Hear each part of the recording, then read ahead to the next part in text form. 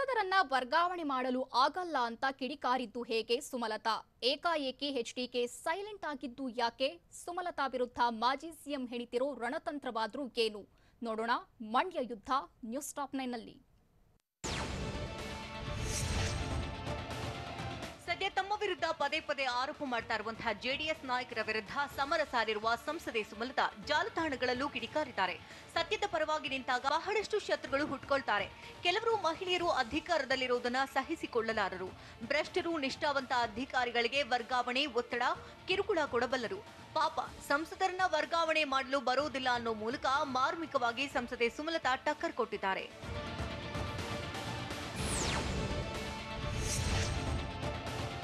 ಮಾಜಿ CM HDK ಮತ್ತು ಸುಮಲತಾ ಸಮರ ಇದೇ ರೀತಿ ಮುಂದುವರೆದ್ರೆ ಜೆಡಿಎಸ್ಗೆ ಈ ವಿಚಾರವನ್ನೇ ರಾಜಕೀಯವಾಗಿ ಬಳಸಿಕೊಂಡು ಪಕ್ಷಕ್ಕೆ ಹಿನ್ನಡೆಯಾಗುತ್ತೆ ಅಂತ ಎಚ್ಡಿಡಿ ಹೇಳಿದ್ದಾರಂತೆ. ವಿರೋಧಿಗಳು ಪಕ್ಷಕ್ಕೆ ಹಿನ್ನಡೆ ಮಾಡುವ ಕೆಲಸ ಮಾಡ್ತಾರೆ.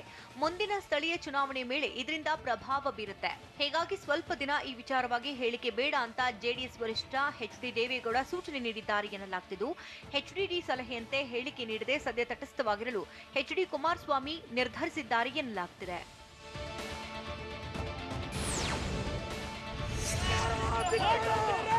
ರಾಕ್ಲೈನ್ ನಿವಾಸಕ್ಕೆ ಮುತ್ತಿಗೆಗೆ ಯತ್ನಿಸಿದ ಜೆಡಿಎಸ್ ಕಾರ್ಯಕರ್ತರನ್ನ ಪೊಲೀಸರು ವಶಕ್ಕೆ ಪಡೆದುಕೊಂಡು ಎಚ್ಡಿಕೆ ವಿರುದ್ಧ ವಾಗ್ದಾಳಿ ಹಿನ್ನೆಲೆ ಬೆಂಬಲಿಗರು ಮುತ್ತಿಗೆ ಹಾಕಲು ಯತ್ನಿಸಿದ್ರು. ಬೆಂಗಳೂರಿನ ಮಹಾಲಕ್ಷ್ಮಿ ಲೇಔಟ್ನಲ್ಲಿರುವ ನಿವಾಸದಲ್ಲಿ ಬ್ಯಾರಿಕೇಡ್ ತಳ್ಳಿ ಮನೆಗೆ ನುಗ್ಗಲು ಕಾರ್ಯಕರ್ತರು ಯತ್ನಿಸಿದಂತಹ ಜೆಡಿಎಸ್ ಕಾರ್ಯಕರ್ತರನ್ನ ಪೊಲೀಸರು ವಶಕ್ಕೆ ಪಡೆದಿದ್ದಾರೆ.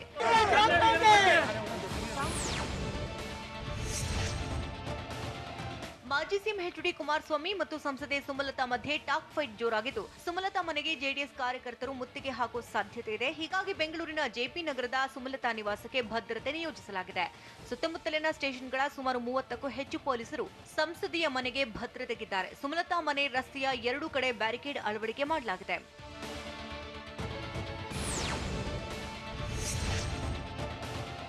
ಸಂಸದೆ ಸುಮಲತಾ, ಅಂಬರೀಶ್ ಮತ್ತು ಮಾಜಿ ಸಿಎಂ ಕುಮಾರಸ್ವಾಮಿ ಮಾತಿನ ಸಮರ ದಿನದಿಂದ ದಿನಕ್ಕೆ ತಾರಕಕ್ಕೇರ್ತಾ ಇದೆ. ಹೀಗಾಗಿ ಎಚ್ಡಿಕೆ ಮೌನಕ್ಕೆ ಶರಣಾಗಿದ್ದಾರೆ. ಸುಮಲತಾ ಹಾಗೂ ರಾಕ್ಲೈನ್ ವೆಂಕಟೇಶ್ ವಾಗ್ದಾಳಿ ನಡೆಸಿದ್ರೂ ಸಹ ಕುಮಾರಸ್ವಾಮಿ ಮಾತ್ರ ಯಾವುದೇ ಪ್ರತಿಕ್ರಿಯೆ ನೀಡಿಲ್ಲ. ಮಾಧ್ಯಮಗಳಿಗೆ ಪ್ರತಿಕ್ರಿಯೆ ನೀಡಲು ಹಿಂದೇಟು ಹಾಕ್ತಿದ್ದಾರೆ.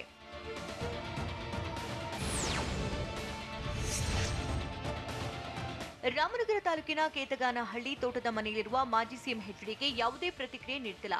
ತೋಟದ ಮನೆಯಲ್ಲಿ ಕಾರ್ಯಕರ್ತರು ಹಾಗೂ ಮುಖಂಡರನ್ನ ಭೇಟಿಯಾಗ್ತಾ ಇದ್ದು ವಿವಾದ ದೊಡ್ಡದಾಗ್ತಾ ಇದ್ದಂತೆ ಮೌನಕ್ಕೆ ಎಚ್ಡಿಕೆ ಶರಣಾಗಿದ್ದಾರೆ. ಕಾದು ನೋಡಿ, ಮುಂದೆ ಎಚ್ಡಿಕೆ ಹೊಸ ಬಾಂಬ್ ಸಿಡಿಸ್ತಾರಾ ಅಥವಾ ಸುಮಲತಾ ಮತ್ತು ರಾಕ್ಲೈನ್ಗೆ ತಮ್ಮದೇ ಸ್ಟೈಲ್ನಲ್ಲಿ ಕೌಂಟರ್ ಕೊಡ್ತಾರಾ ಅನ್ನೋದು ಕುತೂಹಲ ಮೂಡಿಸಿದೆ.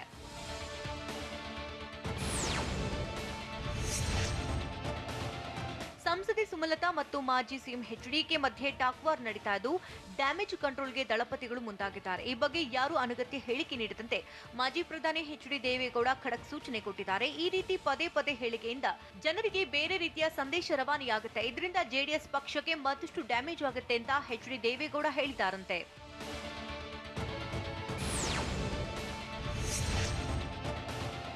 ಮಾಜಿ ಸಿಎಂ ಎಚ್ಡಿಕೆ ವಿರುದ್ಧ ಮಾತನಾಡಿದ ನಿರ್ಮಾಪಕ ರಾಕ್ಲೈನ್ ವೆಂಕಟೇಶ್ ಮನೆಗೆ ಜೆಡಿಎಸ್ ಕಾರ್ಯಕರ್ತರು ಮುತ್ತಿಗೆ ಹಾಕಿದ್ರು. ಪ್ರತಿಭಟನೆಗೂ ಮೊದಲೇ ನಿವಾಸದ ಬಳಿ ಪೊಲೀಸ್ ಭದ್ರತೆಯನ್ನ ಕೈಗೊಂಡಿದ್ರು. ಹೀಗಾಗಿ ಪೊಲೀಸ್ ಸಿಬ್ಬಂದಿಗೆ ಧನ್ಯವಾದ ಹೇಳಿದ ರಾಕ್ಲೈನ್ ಬಳಿಕ ಡಿಸಿಪಿ ಭೇಟಿಗೆ ತೆರಳಿದ್ರು. ರೌಂಡ್ಸ್ನಲ್ಲಿದ್ದ ಡಿಸಿಪಿ ಮಹಾಲಕ್ಷ್ಮಿ ಲೇಔಟ್ಗೆ ಠಾಣೆಗೆ ಬಂದಿದ್ರು. ಇದೇ ವೇಳೆ ಸ್ಟೇಷನ್ಗೆ ನಡೆದುಕೊಂಡು ವೆಂಕಟೇಶ್ ತೆರಳಿದ್ರು. ಅಷ್ಟೊತ್ತಿಗಾಗಲೇ ಸ್ಟೇಷನ್ನಿಂದ ಉತ್ತರ ವಿಭಾಗದ ಡಿಸಿಪಿ ನಿರ್ಗಮಿಸಿದ್ರಿಂದಾಗಿ ರಾಕ್ಲೈನ್ ವಾಪಸ್ಸಾದ್ರು.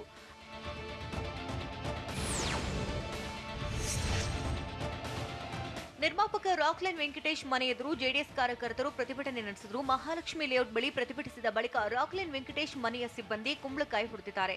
ಅಮಾವಾಸ್ಯೆ ಪ್ರಯುಕ್ತ ರಾಕ್ಲೈನ್ ಮನೆಗೆ ದೃಷ್ಟಿ ತೆಗೆದು ಕುಂಬಳಕಾಯಿ ಹೊಡೆದರು ಎನ್ನಲಾಗ್ತಿದೆ.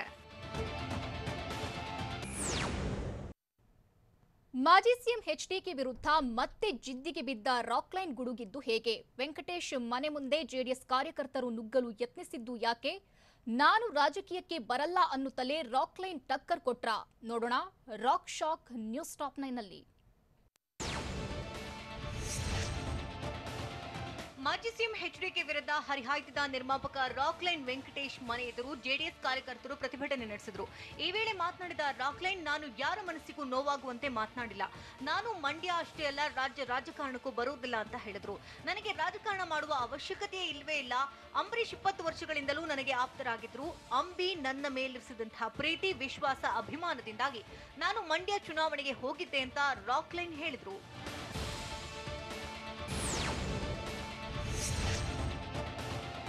ಮಾಜಿ ಸಿಎಂ ಎಚ್ಡಿಕೆ ಸೇರಿದಂತೆ ಜೆಡಿಎಸ್ ನಾಯಕರು ಸುಮಲತಾ ಬಗ್ಗೆ ಮಾಡುತ್ತಿರುವಂತಹ ಆರೋಪಕ್ಕೆ ಸಂಸದೆ ತಕ್ಕಂತೆ ಎದುರೇಟು ಕೊಡುತ್ತಿದ್ದಾರೆ. ಆದರೆ ಹೊರಗೆ ಧೈರ್ಯವಾಗಿ ಮಾತನಾಡುವ ಸುಮಲತಾ ಮನೆ ಒಳಗೆ ಬಂದು 10 ಬಾರಿ ಕಣ್ಣೀರು ಹಾಕಿದ್ರು ಅಂತ ರಾಕ್ಲೈನ್ ವೆಂಕಟೇಶ್ ಹೇಳಿದ್ದಾರೆ.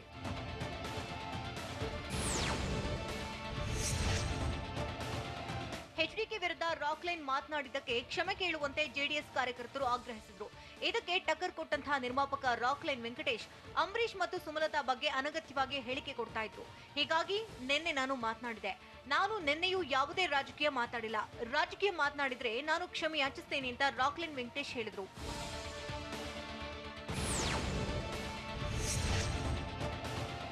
ನಿನ್ನೆ ಆವೇಶದಿಂದ ನಾನು ಏನಾದ್ರೂ ಮಾತನಾಡಿದ್ರೆ ಕುಮಾರಸ್ವಾಮಿ ಅಭಿಮಾನಿಗಳಿಗೆ ನೋವಾಗಿರಬಹುದು ಅಂತ ಹೇಳಿದಂತಹ ರಾಕ್ಲೈನ್ ವೆಂಕಟೇಶ್, ನಾನು ತಪ್ಪಾಗಿ ಮಾತನಾಡಿದ್ರೆ ಎಲ್ಲಿ ಬೇಕಾದ್ರೂ ಕ್ಷಮೆ ಕೇಳ್ತೇನೆ. ಆದ್ರೆ ನಾನು ಕ್ಷಮೆ ಕೇಳುವಂತಹ ಮಾತನ್ನ ಏನ್ ಮಾತನಾಡಿದ್ದೇನೆ? ನಾನು ರಾಜಕೀಯದ ಬಗ್ಗೆ ಮಾತನಾಡಿಯೇ ಇಲ್ವಲ್ಲ ಅಂತ ರಾಕ್ಲೈನ್ ವೆಂಕಟೇಶ್ ಹೇಳಿದ್ರು.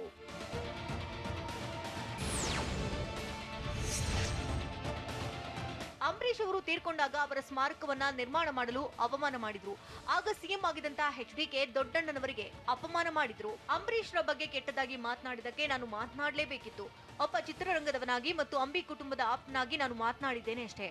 ನಾನು ಎಲ್ಲೂ ಎಚ್ಡಿಕೆ ವಿರುದ್ಧ ಕೆಟ್ಟದಾಗಿ ಮಾತನಾಡಿಲ್ಲ ಅಂತ ಇಂದು ರಾಕ್ಲೈನ್ ವೆಂಕಟೇಶ್ ಹೇಳಿದ್ರು.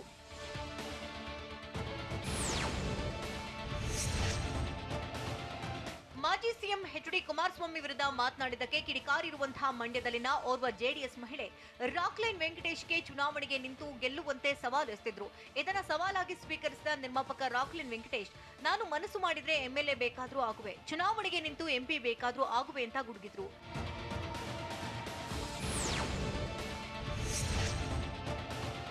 ಚಿತ್ರರಂಗದ ಬಗ್ಗೆ ಎಚ್ಡಿಕೆ ಮಾತನಾಡಿದ್ದಕ್ಕೆ ನಾನು ಮಾತನಾಡಿದೆ ಅಷ್ಟೇ ಎಂದಂತಹ ನಿರ್ಮಾಪಕ ರಾಕ್ಲೈನ್ ವೆಂಕಟೇಶ್, ನನ್ನ ಮನೆ ಮುಂದೆ ಬಹಳ ಕಷ್ಟಪಟ್ಟು ರಾತ್ರಿ ನಿದ್ದೆ ಇಲ್ಲದೆ ಬಂದು ಪ್ರತಿಭಟಿಸಿದ್ರು. ಆದ್ರೆ ಪ್ರತಿಭಟನೆ ಮಾಡಿಸಿದವರು ಎಸಿ ರೂಮ್ ನಲ್ಲಿ ಮಲಗಿದ್ರು ಅಂತ ರಾಕ್ಲೈನ್ ವೆಂಕಟೇಶ್ ಗುಡುಗಿದ್ರು. ಆದ್ರೆ ಪ್ರತಿಭಟನೆಗೆ ಯಾರು ಕುಮ್ಮಕ್ಕು ಕೊಟ್ರು ಅನ್ನೋದನ್ನ ಮಾತ್ರ ನೇರವಾಗಿ ರಾಕ್ಲೈನ್ ಹೇಳಲಿಲ್ಲ.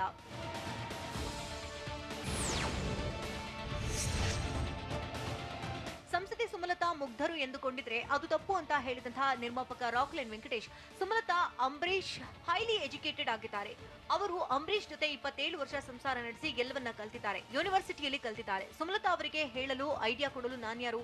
ಸುಮಲತಾ ಅವರದು ಹಿತ್ತಾಳೆ ಕಿವಿಯಲ್ಲ ಅಂತ ರಾಕ್ಲೈನ್ ವೆಂಕಟೇಶ್ ಹೇಳಿದ್ರು.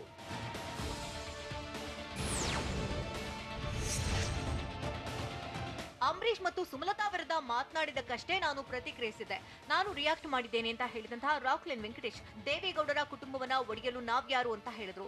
ದೇವೇಗೌಡರ ಕುಟುಂಬದ 4 ಮಕ್ಕಳು ಚೆನ್ನಾಗಿಯೇ ಗೊತ್ತು. ದೇವೇಗೌಡರ ಕುಟುಂಬದ 4 ಸೊಸೆಯರು ಗೊತ್ತು. ನಾನು ಹೇಳಿದ ಮಾತ್ರಕ್ಕೆ ಅವರ ಕುಟುಂಬ ಒಡೆಯೋದಕ್ಕೆ ದೇವೇಗೌಡರ ಕುಟುಂಬ ಅಷ್ಟು ವೀಕ್ ಅಲ್ಲ ಅಂತ ರಾಕ್ಲೈನ್ ಟಾಂಗ್ ಕೊಟ್ರು. ದೇಶದಲ್ಲಿ ಝೀಕಾ ವೈರಸ್ ಅಟ್ಟಹಾಸ ಮೆರೆತಿರುವುದು ಹೇಗೆ? ಭಾರತದ ಅದ್ಯಾವ 2 ರಾಜ್ಯಗಳಲ್ಲಿ ಕೊರೋನಾ ಕಂಟ್ರೋಲ್ಗೆ ಬಂದಿಲ್ಲ. ಗರ್ಭಿಣಿಯರು ಕೊರೋನಾಗೆ ವ್ಯಾಕ್ಸಿನ್ ಪಡೆಯಬಹುದಾ? ನೋಡೋಣ ನ್ಯಾಷನಲ್ ನ್ಯೂಸ್ ಟಾಪ್ 9 ನಲ್ಲಿ. ರಾಷ್ಟ್ರ ರಾಜಧಾನಿ ದೆಹಲಿಯಲ್ಲಿ ಪೆಟ್ರೋಲ್ ಬೆಲೆ 100 ರೂಪಾಯಿ ಗಡಿ ದಾಟಿದೆ. ದೆಹಲಿಯಲ್ಲಿ ಪೆಟ್ರೋಲ್ ಬೆಲೆ 100 ರೂಪಾಯಿ 91 ಪೈಸೆಗೆ ಏರಿಕೆಯಾಗಿದೆ. ಡೀಸೆಲ್ ಬೆಲೆ ಪ್ರತಿ ಲೀಟರ್ಗೆ 89 ರೂಪಾಯಿ 88 ಪೈಸೆಗೆ ಏರಿಕೆಯಾಗಿದೆ.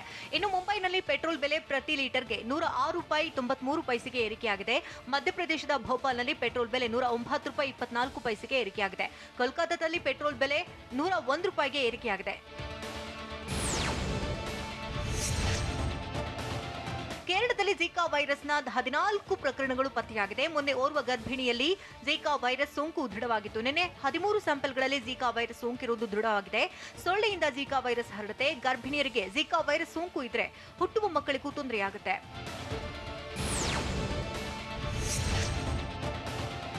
ಝೀಕಾ ವೈರಸ್ ಪತ್ತೆಯಾಗಿರುವಂತಹ ಕೇರಳ ರಾಜ್ಯಕ್ಕೆ ಕೇಂದ್ರದ ಆರೋಗ್ಯ ಇಲಾಖೆ ತಂಡವನ್ನ ಕಳಿಸಲಾಗಿದೆ. ದೆಹಲಿಯ ಏಮ್ಸ್ ಆಸ್ಪತ್ರೆಯ ತಜ್ಞ ವೈದ್ಯರು, ಆರೋಗ್ಯ ತಜ್ಞರನ್ನ ಒಳಗೊಂಡಂತಹ ತಂಡವನ್ನ ಕಳಿಸಲಾಗಿದೆ ಅಂತ ಕೇಂದ್ರದ ಆರೋಗ್ಯ ಇಲಾಖೆಯ ಜಂಟಿ ಕಾರ್ಯದರ್ಶಿ ಲವ್ ಅಗರ್ವಾಲ್ ಹೇಳಿದ್ದಾರೆ. ಕೇರಳ ರಾಜ್ಯ ಸರ್ಕಾರಕ್ಕೆ ನೆರವಾಗಲು ಮಾರ್ಗದರ್ಶನ ಮಾಡಲು ಕೇಂದ್ರದ ತಂಡವನ್ನ ಕಳಿಸಲಾಗಿದೆ ಅಂತ ಲವ್ ಅಗರ್ವಾಲ್ ಹೇಳಿದ್ದಾರೆ. ಉತ್ತರ ಪ್ರದೇಶದಲ್ಲಿ ಕಫ ಪ್ರಭೇದದ ಕೊರೋನಾ ವೈರಸ್ ಸೋಂಕು ಪ್ರಕರಣಗಳು ಪತ್ತೆಯಾಗಿದೆ. ಕಫ ಪ್ರಭೇದದ 2 ಪ್ರಕರಣಗಳು ಪತ್ತೆಯಾಗಿವೆ. ಜೆನೋಮ್ ಸೀಕ್ವೆನ್ಸಿಂಗ್ ನಡೆಸಿದಾಗ ಕಫ ಪ್ರಭೇದದ ಸೋಂಕಿರೋದು ದೃಢಪಟ್ಟಿದೆ. ಆದರೆ ಭಾರತದಲ್ಲಿ ಕಫ ಪ್ರಭೇದದ ಕೊರೋನಾ ವೈರಸ್ ಹೊಸದೇನಲ್ಲ, ಈ ಹಿಂದೆಯೂ ಇತ್ತು ಅಂತ ಕೊರೋನಾ ಟಾಸ್ಕ್ ಫೋರ್ಸ್ ಮುಖ್ಯಸ್ಥ ವಿಕೆ ಪೌಲ್ ಹೇಳಿದ್ದಾರೆ.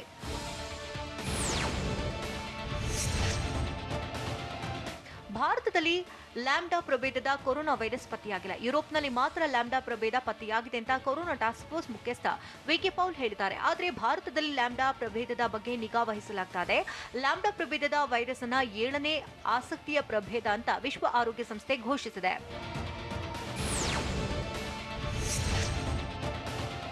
ದೇಶದಲ್ಲಿ ಏಕರೂಪದ ನಾಗರಿಕ ಸಂಹಿತೆ ಜಾರಿಯ ಪರವಾಗಿ ದೆಹಲಿ ಹೈಕೋರ್ಟ್ ಅಭಿಪ್ರಾಯ ವ್ಯಕ್ತಪಡಿಸಿದೆ. ದೆಹಲಿ ಹೈಕೋರ್ಟ್ ಜಸ್ಟಿಸ್ ಪ್ರತಿಭಾ ಸಿಂಗ್ ಈ ಅಭಿಪ್ರಾಯ ವ್ಯಕ್ತಪಡಿಸಿದ್ದಾರೆ. ಭಾರತದ ಸಮಾಜದಲ್ಲಿ ಏಕರೂಪತೆ ಇದೆ. ಜಾತಿ, ಧರ್ಮದ ಸಾಂಪ್ರದಾಯಿಕ ಭೇದ ಭಾವಗಳು ನಿಧಾನವಾಗಿ ಕರಗುತ್ತಿವೆ. ಏಕರೂಪದ ನಾಗರಿಕ ಸಂಹಿತೆಯ ಜಾರಿಯ ಅಗತ್ಯವಿದೆ. ಈ ನಿಟ್ಟಿನಲ್ಲಿ ಕೇಂದ್ರ ಸರ್ಕಾರ ಕ್ರಮ ಕೈಗೊಳ್ಳಬೇಕು ಅಂತ ದೆಹಲಿ ಹೈಕೋರ್ಟ್ ಹೇಳಿದೆ. ಇದು ಚರ್ಚೆಗೆ ನಾಂದಿ ಹಾಡಿದೆ.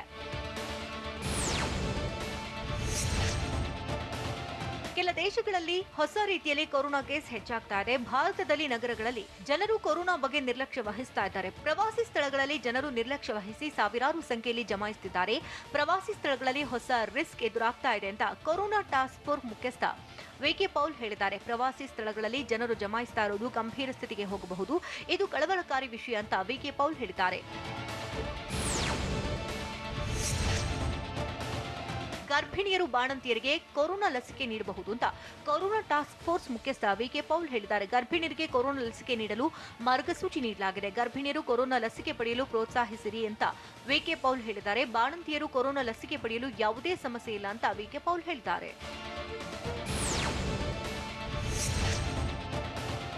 ದೇಶದಲ್ಲಿ ಅರ್ಧದಷ್ಟು ಕೊರೋನಾ ಕೇಸ್ಗಳು ಕೇವಲ 2 ರಾಜ್ಯಗಳಲ್ಲಿ ಪತ್ತೆಯಾಗ್ತಿವೆ ಅಂತ ಕೇಂದ್ರ ಸರ್ಕಾರ ಹೇಳಿದೆ. ಕೇರಳ ಮತ್ತು ಮಹಾರಾಷ್ಟ್ರ ರಾಜ್ಯಗಳಲ್ಲಿ ನಿತ್ಯ ಪತ್ತೆಯಾಗುವ ಕೇಸ್ಗಳ ಪೈಕಿ 50% ಕೇಸ್ಗಳು ಈ 2 ರಾಜ್ಯಗಳಲ್ಲಿ ಪತ್ತೆಯಾಗ್ತಿದೆ ಅಂತ ಕೇಂದ್ರದ ಆರೋಗ್ಯ ಇಲಾಖೆ ಹೇಳಿದೆ. ಟೋಕಿಯೋ ಒಲಿಂಪಿಕ್ಸ್ ಕ್ರೀಡಾಪಟುಗಳಿಗೆ ಮೋದಿ ಸಂವಾದ ನಡೆಸುತ್ತಿರುವುದು ಯಾಕೆ? ಶ್ರೀಲಂಕಾ ತಂಡಕ್ಕೆ ನೂತನ ಕ್ಯಾಪ್ಟನ್ ಯಾರಾಗ್ತಾರೆ? ದರ್ಶನ್ ಬಗ್ಗೆ ಹರಿದಾಡ್ತಿರೋ ಸುಳ್ಳು ಸುದ್ದಿ ಆದ್ರೂ ಏನು? ನೋಡೋಣ ಎಂಟರ್ಟೈನ್ಮೆಂಟ್ ನ್ಯೂಸ್ ಟಾಪ್ 9 ನಲ್ಲಿ.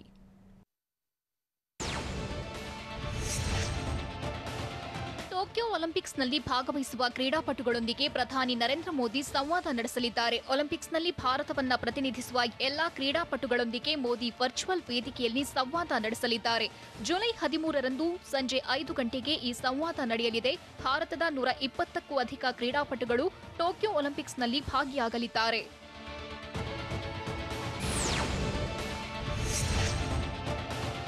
ಟೋಕಿಯೋ ಒಲಿಂಪಿಕ್ಸ್ನಲ್ಲಿ ಭಾರತದ ಬ್ಯಾಡ್ಮಿಂಟನ್ ತಾರೆ ಪಿವಿ ಸಿಂಧುಗೆ ಆರಂಭದಲ್ಲಿ ಸುಲಭ ಸವಾಲು ಎದುರಾಗಲಿದೆ. ಮಹಿಳಾ ಸಿಂಗಲ್ಸ್ನಲ್ಲಿ ಜೆ ಗುಂಪಿನಲ್ಲಿ ಸಿಂಧು ಸ್ಥಾನ ಪಡೆದಿದ್ದಾರೆ.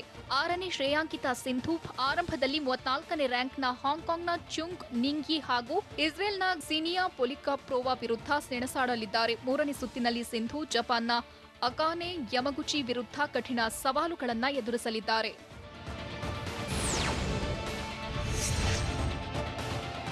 ಟೋಕಿಯೋ ಒಲಿಂಪಿಕ್ಸ್ನಲ್ಲಿ ಭಾರತದ ಬಿ ಸಾಯಿ ಪ್ರಣೀತ್ ಡಿ ಗುಂಪಿನಲ್ಲಿ ಸ್ಥಾನ ಪಡೆದಿದ್ದಾರೆ. ಪುರುಷರ ಸಿಂಗಲ್ಸ್ನಲ್ಲಿ 13ನೇ ಶ್ರೇಯಾಂಕವನ್ನ ಹೊಂದಿರೋ ಪ್ರಣೀತ್ ಲೀಗ್ ಹಂತದಲ್ಲಿ ನೆದರ್ಲ್ಯಾಂಡ್ನ 29ನೇ ಶ್ರೇಯಾಂಕಿತ ಮಾರ್ಕ್ ಕೌಲ್ಜೋವ್ ಹಾಗೂ ಇಸ್ರೇಲ್ನ 47ನೇ ರ್ಯಾಂಕ್ನ ಮಿಶಾ ಜಿಲ್ಬರ್ಮ್ಯಾನ್ ಅವರನ್ನ ಎದುರಿಸಲಿದ್ದಾರೆ.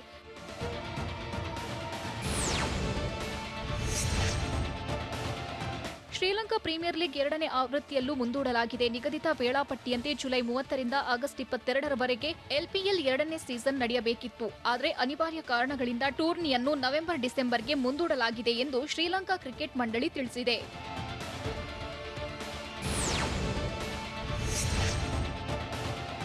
ಜುಲೈ 13ರಿಂದ ಆರಂಭಗೊಳ್ಳುವ ಟೀಂ ಇಂಡಿಯಾ ವಿರುದ್ಧದ ಸರಣಿಗೆ ಶ್ರೀಲಂಕಾ ತಂಡಕ್ಕೆ ನೂತನ ನಾಯಕನನ್ನ ಘೋಷಣೆ ಮಾಡೋ ಸಾಧ್ಯತೆ ಇದೆ.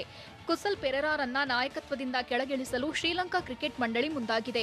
ಆಲ್ರೌಂಡರ್ ಧಸುನ್ ಶನಕಗೆ ತಂಡದ ಸಾರಥ್ಯವನ್ನ ವಹಿಸೋ ಸಾಧ್ಯತೆ ಇದೆ. ಇದರೊಂದಿಗೆ ಕಳೆದ 3-4 ವರ್ಷದಲ್ಲಿ ಶ್ರೀಲಂಕಾ 6ನೇ ನಾಯಕನನ್ನ ಕಾಣಲಿದೆ.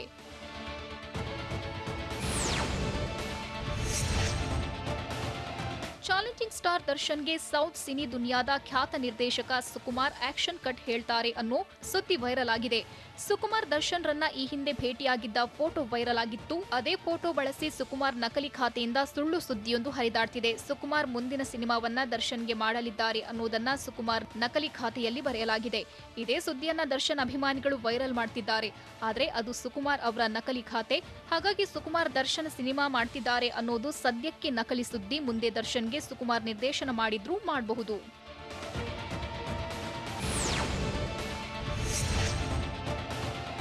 ಬಾಲಿವುಡ್ ನಟಿ ಜಾಕ್ಲಿನ್ ಫೆರ್ನಾಂಡಿಸ್ ಸ್ಯಾಂಡಲ್ವುಡ್ಗೆ ಎಂಟ್ರಿ ಕೊಟ್ಟಿದ್ದಾರೆ. ಸದ್ಯ ಜಾಕ್ಲಿನ್ ಫೆರ್ನಾಂಡಿಸ್ ಬೆಂಗಳೂರಿಗೆ ಬಂದಿಳಿದಿದ್ದಾರೆ. ಸುದೀಪ್ ಅಭಿನಯದ ವಿಕ್ರಾಂತ್ ರೋಣ ಸಿನಿಮಾದಲ್ಲಿ ನಟಿ ಜಾಕ್ಲಿನ್ ಫೆರ್ನಾಂಡಿಸ್ ಹಾಡೊಂದಕ್ಕೆ ಹೆಜ್ಜೆ ಹಾಕಲಿದ್ದಾರೆ.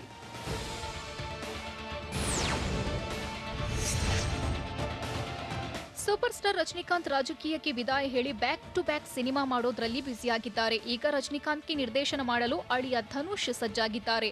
ರಜನಿಯ 170ನೇ ಚಿತ್ರಕ್ಕೆ ನಟ ಧನುಷ್ ಆಕ್ಷನ್ ಕಟ್ ಹೇಳಲಿದ್ದಾರಂತೆ. ಈಗಾಗಲೇ ಸಿನಿಮಾದ ಕಥೆಯನ್ನ ತೆರೆಮರೆಯಲ್ಲಿ ಧನುಷ್ ಸಿದ್ಧ ಮಾಡಿಕೊಳ್ತಿದ್ದಾರಂತೆ. ಈ ಸುದ್ದಿ ಟಾಲಿವುಡ್ನಲ್ಲಿ ವೈರಲ್ ಆಗಿದೆ.